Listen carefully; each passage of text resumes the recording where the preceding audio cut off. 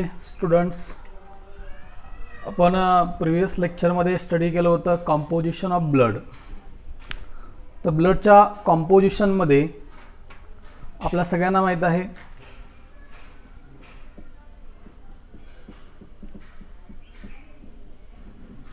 blood is composed from two components. First one is blood cells and second one is plasma. Blood मध्ये दोन part आहेत. First one part आहे blood cells आणि second one part आहे plasma. Blood sale हा minor portion आहे तर plasma हा मेजर पोर्शन आहे.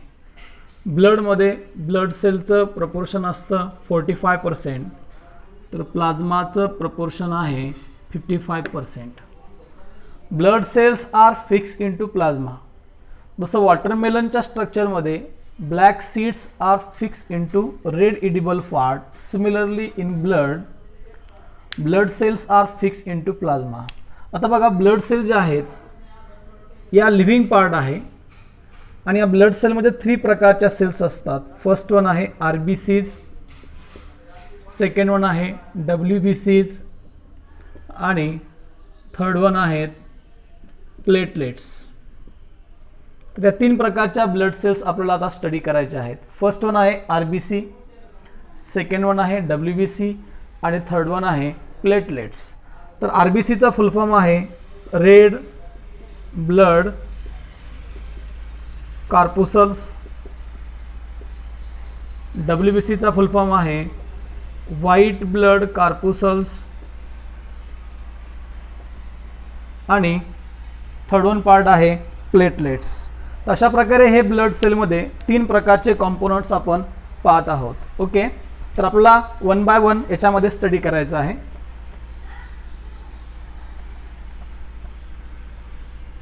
तर फर्स्ट वन याच्यामध्ये आहे रेड ब्लड सेल्स, ज्याला म्हणतो आपण कॉमनली RBCs. रेड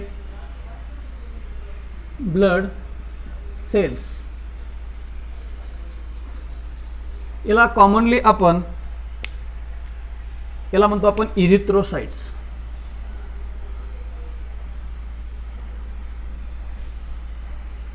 तर बघू आपण 1 बाय 1. आपल्या ब्लडमध्ये ज्या 3 सेल्स आहेत RBC, WBC and platelets, out of this 3 cells RBC is a most abundant sale.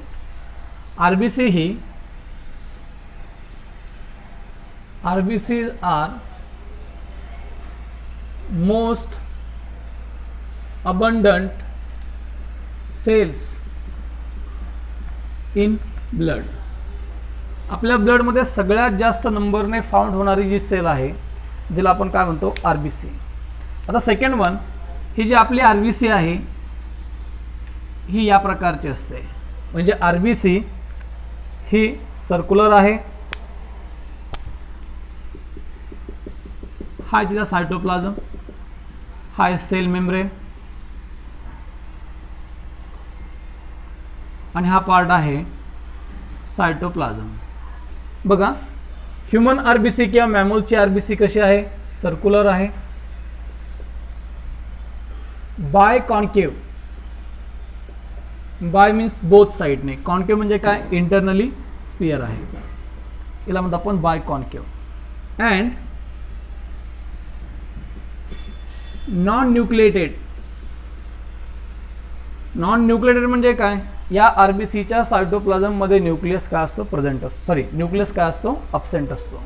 याला म्हणतो आपण first one introduction of RBC. The next one, RBC are form in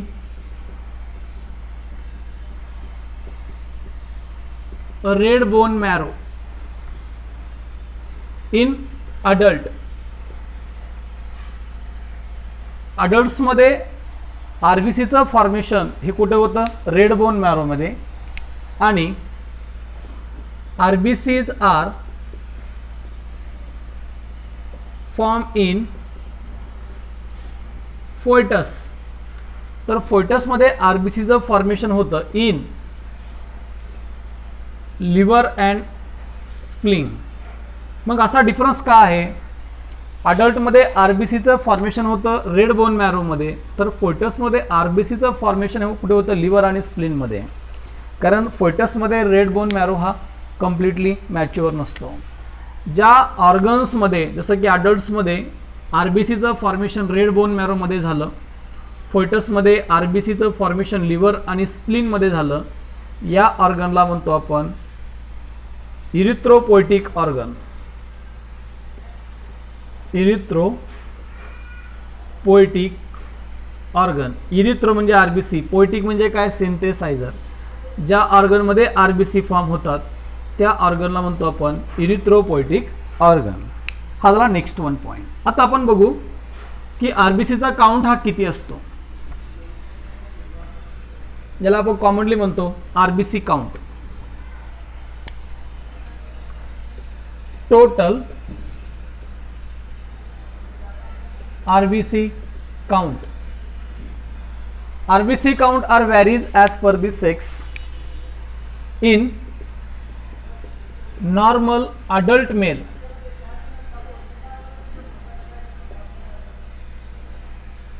normal adult मेलमध्ये आरबीसीची व्हॅल्यू असते 5.1 to 5.8 million RBC per cube millimetre. ही normal value आहे normal adult मेलमध्ये. In normal adult male RBCs are present in number 5.1 to 5.8 million RBC per cube millimetre. तर in normal adult फिमेलमध्ये हा ratio आहे in normal adult female. Its numbers are 4.3 to 5.2 million RBC per cube millimetre. म्हणजे तुम्हाला या रेशोवरून असं समजेल की मेलमध्ये आरबीसीचा काउंट हा जास्त आहे कोणापेक्षा? फिमेलपेक्षा. याला म्हणतो आपण टोटल आरबीसी काउंट. आता एकदा जर आरबीसी अडल्टमध्ये अडल्ट्समध्ये जेव्हा रेड बोन मॅरोमध्ये फॉर्म होते किंवा फोयटसमध्ये स्प्लीन आणि लिव्हरमध्ये जेव्हा फॉर्म होते तेव्हा ती आरबीसी किती दिवस जिवंत राहू शकते? ज्याला आपण म्हणतो ज्याला म्हणतो आपण लाईफ स्पॅन ऑफ आरबीसी. तर आरबीसीचा टोटल लाईफ स्पॅन असतो life span of RBC are about 120 days. 120 days means approximately 4 months. आपल्या ब्लड सेलमध्ये ज्या टोटल आरबीसी आहेत, टोटल ज्या ब्लड सेल्स आहेत जसं की red blood cell, white blood cells and platelets, तर आरबीसीचा लाईफस्पॅन हा सगळ्यात जास्त असतो 120 डे. प्लेटलेटचा असतो 8 to 10 days आणि डब्ल्यूबीसीचा असतो ओनली 3 to 4 days. म्हणजे लाईफस्पॅन आपल्या ब्लड सेलमध्ये सगळ्यात जास्त कुठल्या ब्लड सेलचा असतो? आरबीसीचा असतो. आता बघा आपल्या अडल्ट्समध्ये आरबीसीचं फॉर्मेशन कुठे होतं? रेड बोन मॅरोमध्ये. तर फोयटसमध्ये आरबीसीचं फॉर्मेशन कुठे होतं? लिव्हर आणि स्प्लीनमध्ये. ओल्ड आरबीसी जे असतात आपल्या बॉडीमधल्या old RBCs are destroyed in liver and spleen. हा पॉइंट खूप इम्पॉर्टंट आहे नीट एक्झामसाठी. Old RBCs are worn out और old RBCs are destroyed in which organ? Liver and spleen. Hence liver and spleen also known as graveyard of RBCs. ज्या आरबीसीचा लाईफस्पॅन हा संपलेला आहे अशा ओल्ड आरबीसी लिव्हर आणि स्प्लीनमध्ये काय होतात? वॉर्न आउट किंवा काय होतात? डिस्ट्रॉयड होतात. म्हणून सायंटिस्ट लिव्हर आणि स्प्लीनला काय म्हणतात? Graveyard of RBC. Graveyard of RBC म्हणजेच काय? आरबीसीची स्मशानभूमी. हा झाला आरबीसीचे काही टोटल काउंट आणि त्याचा लाईफ स्पॅन. आता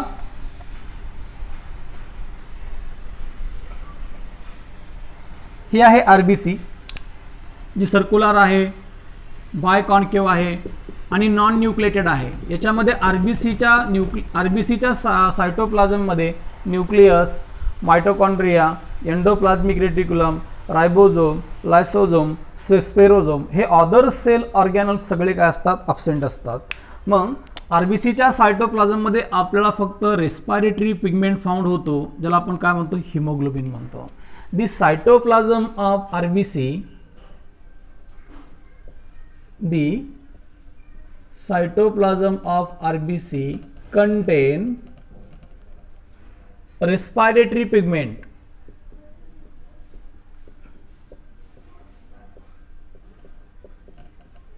called as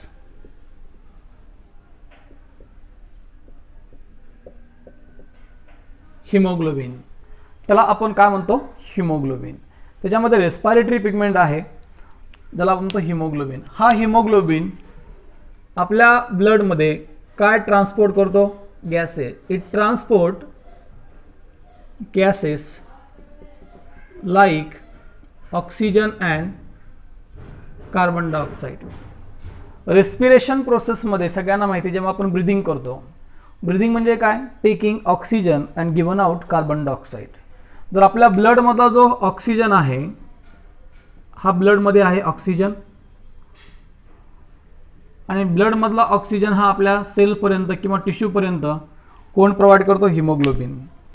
हा ब्लडमधून टिश्यूपर्यंत काय प्रोव्हाइड करतो, ऑक्सिजन, आणि टिश्यूपर्यंतून ब्लडपर्यंत काय ट्रान्सपोर्ट करतो, कार्बन डायऑक्साईड. म्हणजे आपल्या बॉडीला काय प्रोव्हाइड करतो, ऑक्सिजन, आणि बॉडीपासून ब्लडपर्यंत काय ट्रान्सपोर्ट करतो, कार्बन डायऑक्साईड. म्हणून हिमोग्लोबिनला आपण कॉमनली काय म्हणतो, रेस्पिरेटरी पिगमेंट. हिमोग्लोबिनमुळं आपल्या RBCला हा रेड कलर आहे, आणि RBCमुळं आपल्या ब्लडला देखील कुठला कलर आहे, रेड कलर आहे. म्हणजे हिमोग्लोबिनचं काय फंक्शन आहे, haemoglobin it acts as a respiratory pigments.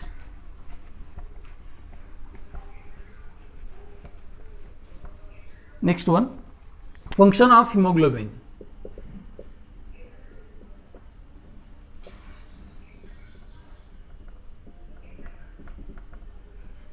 हिमोग्लोबिनचे 3 function आहेत. फर्स्ट वन फंक्शन आहे ट्रान्सपोर्ट ऑफ गॅसेस.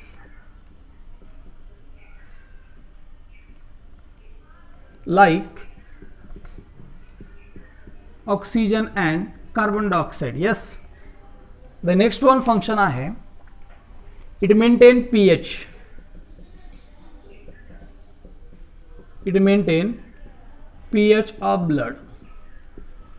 हा आपल्या ब्लडचा pH जो किती असतो, 7.4, हा मेंटेन करतो, चेंज होऊन देत नाही. आणि थर्ड वन आहे इट मेंटेन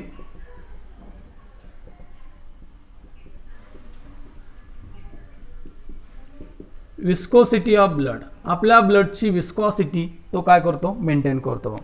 जसं आपण RBCचा काउंट बघितला in both sexes, in male and female, त्याच प्रकारे हिमोग्लोबिनचा काउंट देखील आपण मेलमध्ये आणि फिमेलमध्ये काय करतो, काउंट करतो, ज्याला आपण म्हणतो HB काउंट, हिमोग्लोबिनचा काउंट. तर अडल्ट मेलमध्ये हिमोग्लोबिनचा काउंट असतो 13 to 14 gram, 13 to 17 gram per 100 ml. Adult मेलमध्ये 100 ml ब्लडमध्ये 13 to 17 ग्रॅम काय असतो, हिमोग्लोबिन असतो. तर in adult female haemoglobin count is 11.5 to 16.5 gram per 100 ml. हा एवढा काउंट असतो. आणि जेव्हा हिमोग्लोबिनचं मेन फंक्शन आहे ट्रान्सपोर्ट ऑफ गॅसेस, जेव्हा आपल्या ब्लडमधला म्हणजे RBCच्या सायटोप्लाझममधला हिमोग्लोबिनचा काउंट काय होतो, रिड्यूस होतो, डिक्रीज होतो, तेव्हा त्याला आपण काय म्हणतो, anaemia. Deficiency of haemoglobin in blood called as anaemia. या डिसीजला आपण काय म्हणतो, ॲनिमिया. ज्या डिसीजमध्ये आपल्या RBC मधला हिमोग्लोबिनचा काउंट काय होतो, रिड्यूस होतो किंवा डिक्रीज होतो, त्या प्रोसेसला आपण काय म्हणतो, ॲनिमिया. हे झालं इंट्रोडक्शन अबाउट द हिमोग्लोबिन. आता आपण सगळ्यांनी सांगितलं की आपल्या ब्लडमध्ये मोस्ट अबंडंट जी सेल असते ती कुठली असते, RBC असते. तर ज्या प्रोसेसमध्ये RBCचं फॉर्मेशन होतं त्या प्रोसेसला म्हणतो आपण इरिथ्रोपोएसिस. या 3 कॉन्सेप्ट सगळ्यांनी लक्षात ठेवायच्या. पहिला आहे इरिथ्रोपोएसिस, सेकंड वन आहे पॉलीसायथेमिया आणि थर्ड वन आहे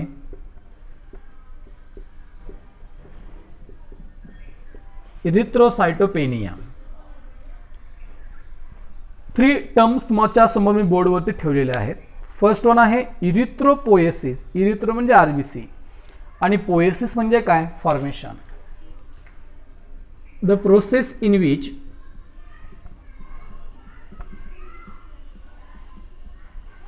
RBCs are formed.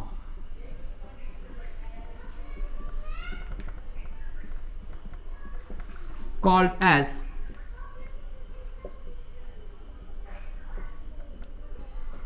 इरिथ्रोपोएसिस. ज्या ऑर्गनमध्ये RBC फॉर्म होतात त्या ऑर्गनला म्हणतो आपण इरिथ्रोपोएटिक ऑर्गन.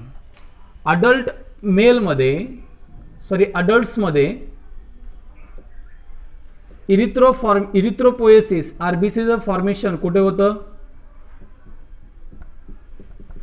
रेड बोन मॅरोमध्ये. तर फोएटसमध्ये RBCचं फॉर्मेशन होतं लिव्हर अँड स्प्लीनमध्ये. हा डिफरन्स सगळ्यांनी लक्षात ठेवा. RBCचं फॉर्मेशन फोएटसमध्ये कुठे होतं, लिव्हर आणि स्प्लीन. तर अडल्ट्समध्ये कुठे होतं, रेड बोन मॅरो. आता सेकंड वन पार्ट आहे पॉलीसायथेमिया.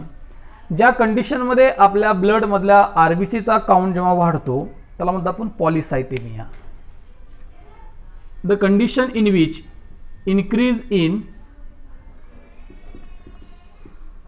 number of RBCs called as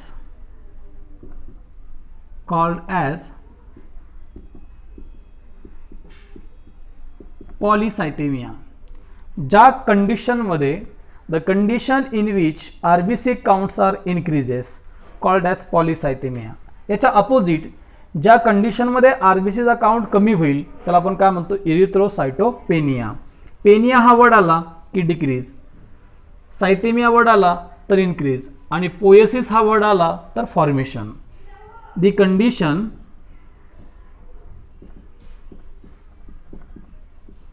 in which count of RBCs are decreases called as erythrocytopenia. तर अशा प्रकारे स्टुडंट्स आपण आजच्या लेक्चरमध्ये स्टडी केलं brief value of RBC. RBC ही आपल्या ब्लड सेलमधली एक वन सेल आहे जिचा फुल फॉर्म आहे रेड ब्लड सेल्स और रेड ब्लड कार्पुसल्स, जिचा शेप आहे सर्क्युलर, बायकॉन्केव आणि नॉन न्यूक्लिएटेड. ही मोस्ट अबंडंट ब्लड सेल आहे. आपल्या RBCचा टोटल लाईफ स्पॅन आहे 120 डेज. तर RBCचा काउंट अडल्ट मेलमध्ये आहे 5.1 to 5.8 million RBC, 5.1 to 5.8 million RBC per cube millimetre. तर नॉर्मल अडल्ट फिमेलमध्ये हा व्हॅल्यू असते 4.3 to 5.2 million RBC per cube millimetre. RBCचं फॉर्मेशन अडल्टमध्ये होतं रेड बोन मॅरोमध्ये. तर RBCचं फॉर्मेशन हे फोएटसमध्ये होतं लिव्हर आणि स्प्लीनमध्ये. ज्या प्रोसेसमध्ये RBCचं फॉर्मेशन होतं त्या प्रोसेसला म्हणतो आपण इरिथ्रोपोएसिस. आणि ज्या ऑर्गन्स त्या ऑर्गनला आपण इरिथ्रोपोएटिक ऑर्गन म्हणतो.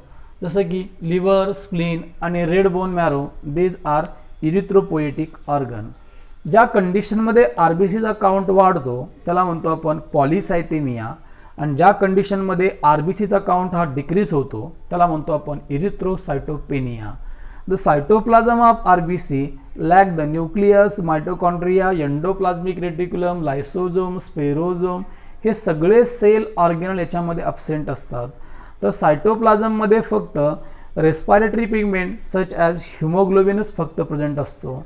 तर नॉर्मल अडल्ट मेलमध्ये हिमोग्लोबिनचा काउंट असतो 13 to 18 ग्रॅम पर 100 ml.